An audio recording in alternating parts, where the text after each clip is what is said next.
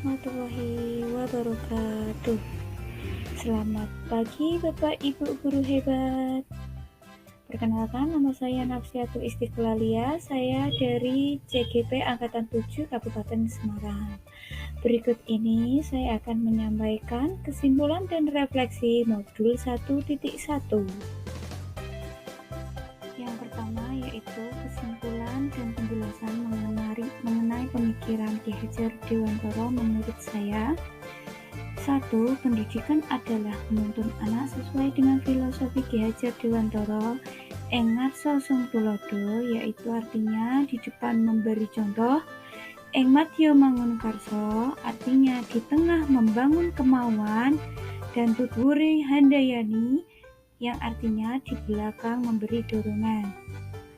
Pendidikan tidak bisa lepas dari kodrat alam atau karakter siswa sejak lahir dan kodrat zaman atau mengikuti perkembangan zaman. Semua harus selaras dan sejalan.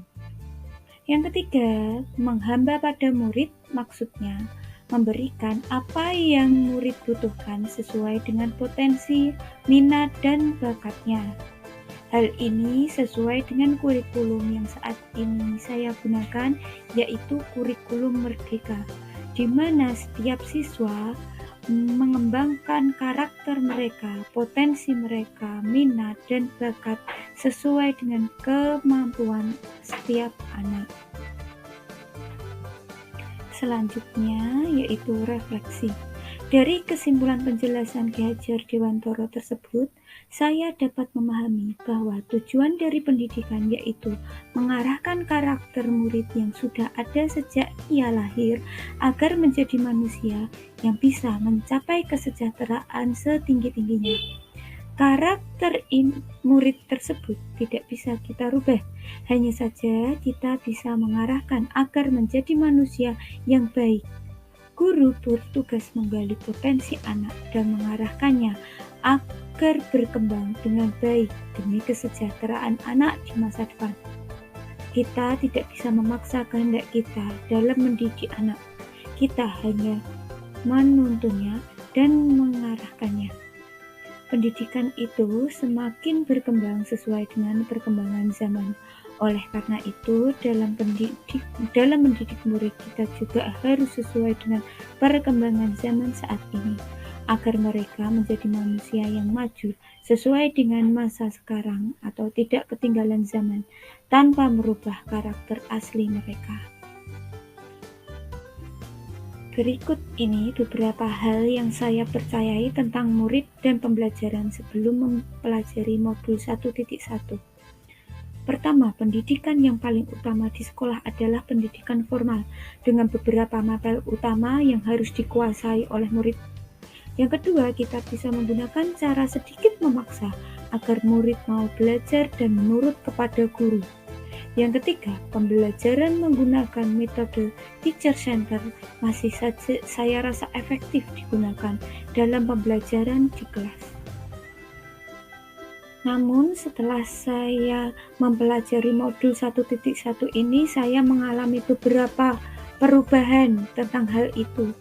Di antaranya 1, pendidikan yang paling utama adalah pendidikan karakter, bukan tentang kemampuan pengetahuan saja, namun sikap dan keterampilan juga sangatlah penting. Kita tidak bisa memaksakan murid untuk jadi apa yang kita mau, namun kita bisa membimbing dan mengarahkan mereka menjadi apa yang mereka mau.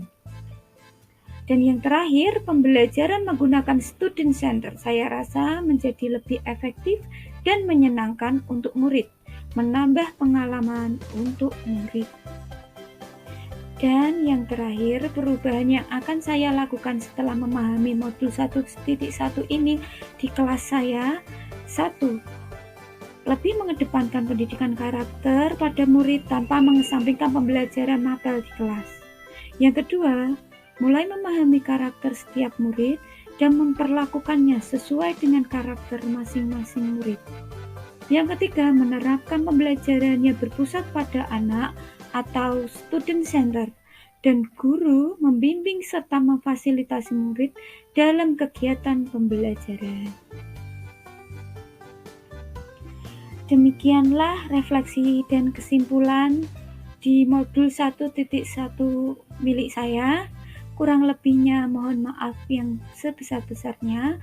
Billahi taufik wal hidayah. Wassalamualaikum warahmatullahi wabarakatuh.